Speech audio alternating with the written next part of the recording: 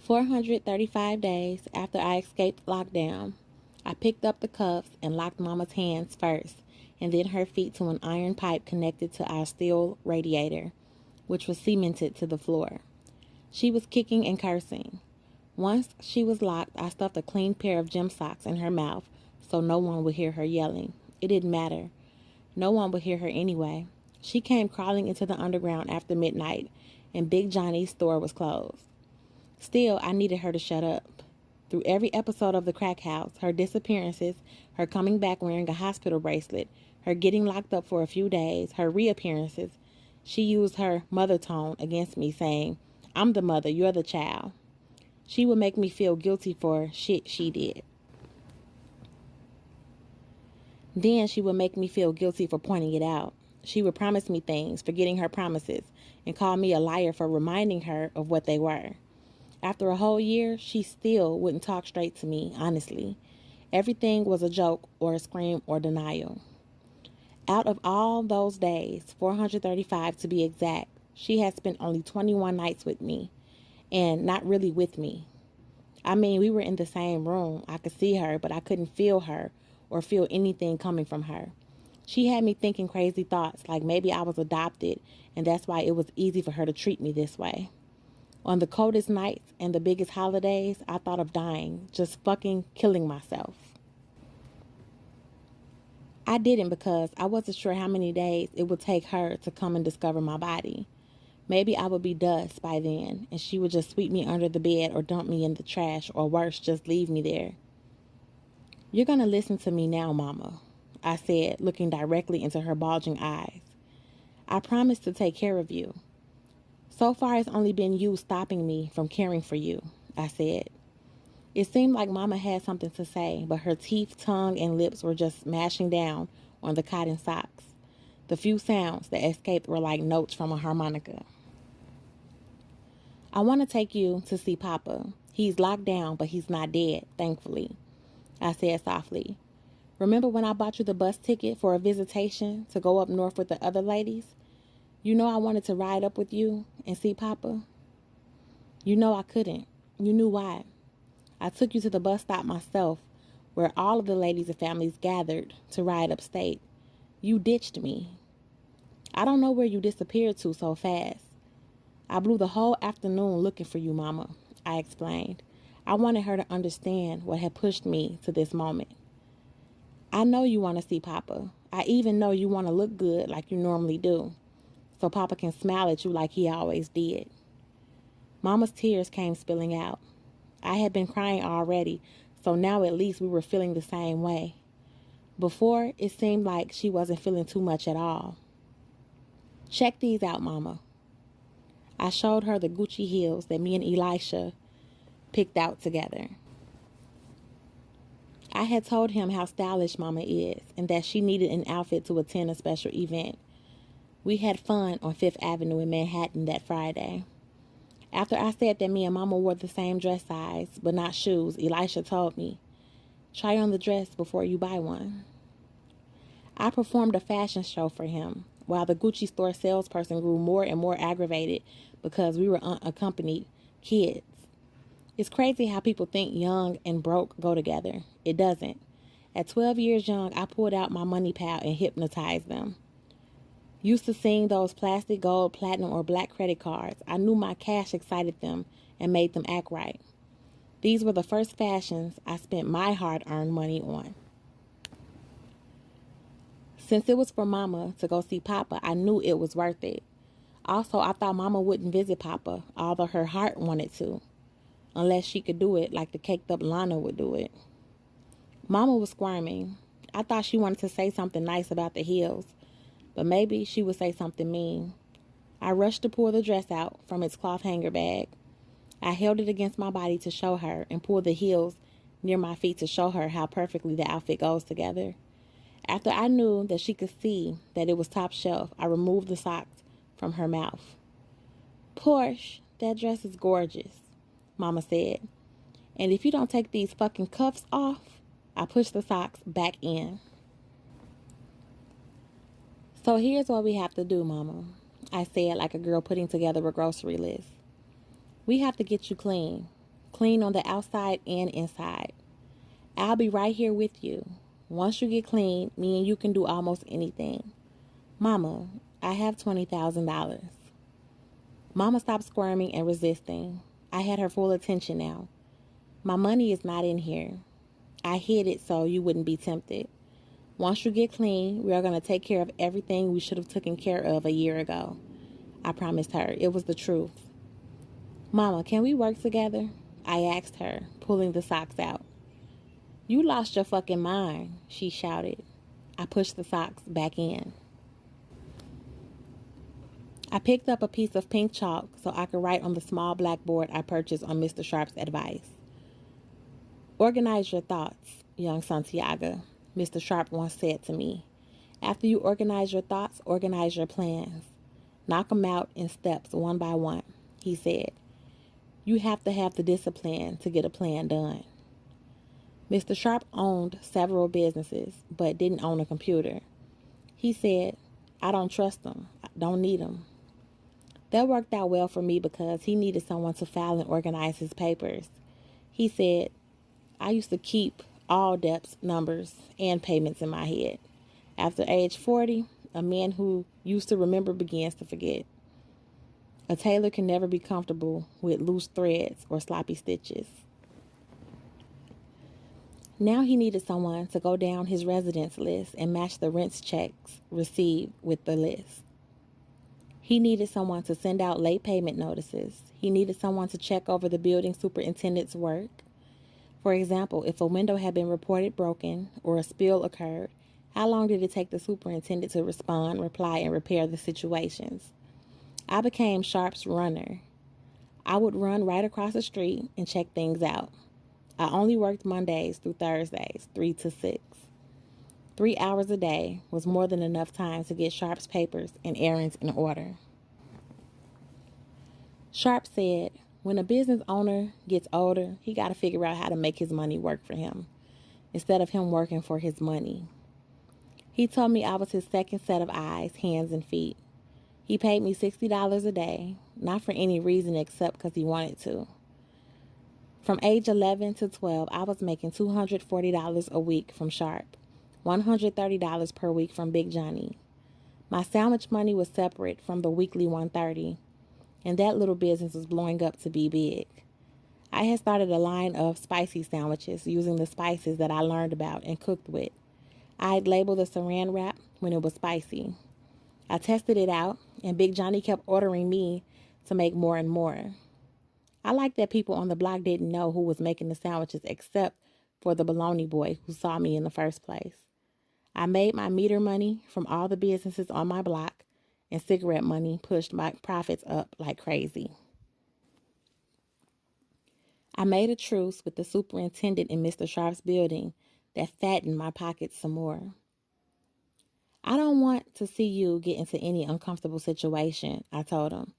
So if I see a spill, broken glass, piss, or globs of dirty chewing gum, whatever, I'll clean it up for a fee. Then I'll assure Mr. Sharp that everything's good over here. I had only one hand on my hip when I told him. How much? He asked. $5 each time I cover for you, I told him. Dang, that's too high, he said. It's a lot, I explained, but on days when you be out and don't get back on time, when you're really supposed to be working here at the building and on 24-hour call, I'm making things convenient for you. I smiled sweetly. He agreed. The superintendent was only one person out of the 82 apartments in the building who I earned money from for various services, even agreeing to walk one lady's 2 dogs at sunrise on weekdays. I was awake anyway, just finishing up at Big Johnny's. I made a clay pot filled with chicken soup for a woman who I could hear coughing through her apartment door each day. She was so grateful once she got better. She tried to give me some of her real jewelry. I wouldn't accept that because I knew jewels were personal memories. I was waiting on my diamond set from Papa. Until then, I wouldn't wear none. Since I rejected her jewelry, the lady tried to give me other stuff. I told her, just pay me for those expensive organic ingredients, and we even. She tried to get me to cook more food for her, but the cooking hustle would have tied up too much of my time.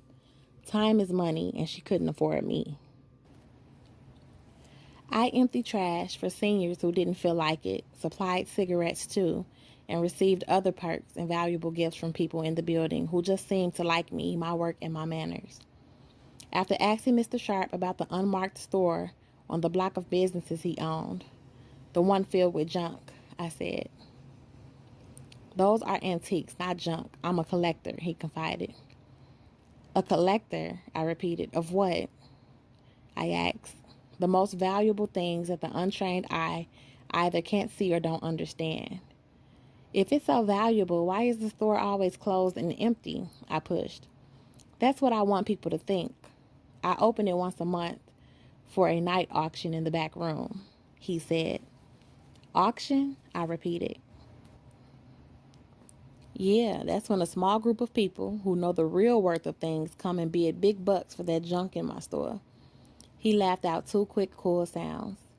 "A pretty big player bought a music box from one of them auctions. He spent a small fortune getting one of my guys to get the box to play his favorite song instead of the tune it was already playing." Then I knew why Mr. Sharp even bothered telling me about his private antique auction business. He was telling me a story about Papa without saying it was about Papa. When Papa gave Mama that music box that played an old Earth, Wind, and Fire song, we all were amazed. Of course, we had seen jewelry boxes before that played corny jingles, but we had never seen a jewelry box that, when you opened it up, played a badass song while a black ballerina spun round on one pretty black toe shoe. Ignoring admitting out loud that Papa was my Papa, I used Mr. Sharp's little story as an opportunity. "Your antique shop, let me clean it up for you, organize it, make it presentable. We'll hang a pretty curtain like the one you have here in the Golden Needle. Except since we don't want everybody to know, we'll hang a black curtain." "Whatever you want to do, my little money-making machine," Mr. Sharp said. But he was obviously the one with the real money pal, and he did an incredible job of not making it seem that way. Mr. Sharp's lessons, plus my experience at hustling from being locked down, raked me in $1,100 a week on the average. It was Elisha who taught me how to average numbers out and round them off. He didn't know about my hustles.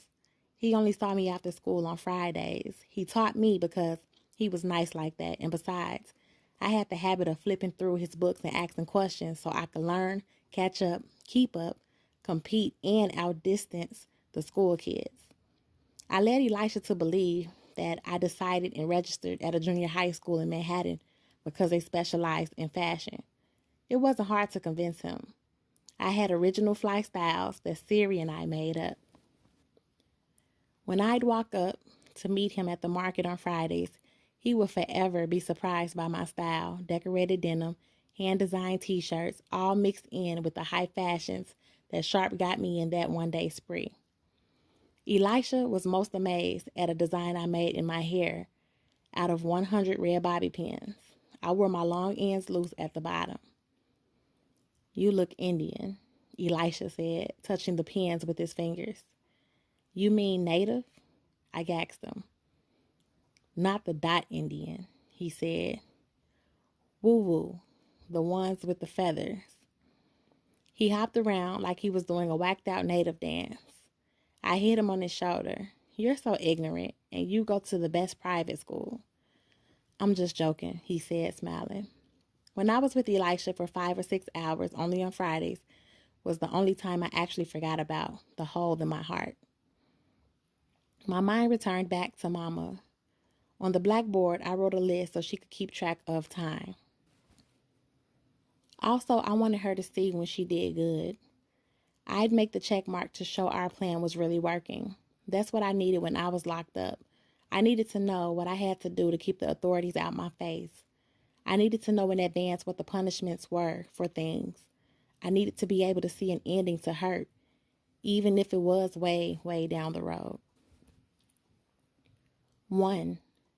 Clean the drugs out of Mama's pretty body. 2. Keep the drugs out of Mama's pretty body. 3. Write letters to Papa in winter. 4. Find Mercedes and Lexus. 5. Get a new apartment with windows, a telephone, and computer. 6. Bring home Mercedes and Lexus. 7. Get mama a new driver's license. 8. Buy mama a new car. 9. Go see Papa in winter. After I made the list, I felt panic reading it. I worried that the list was in the wrong order. Mercedes and Lexus should be at the top. No, writing winter and Papa was easiest. No, nothing could be done without healing Mama first.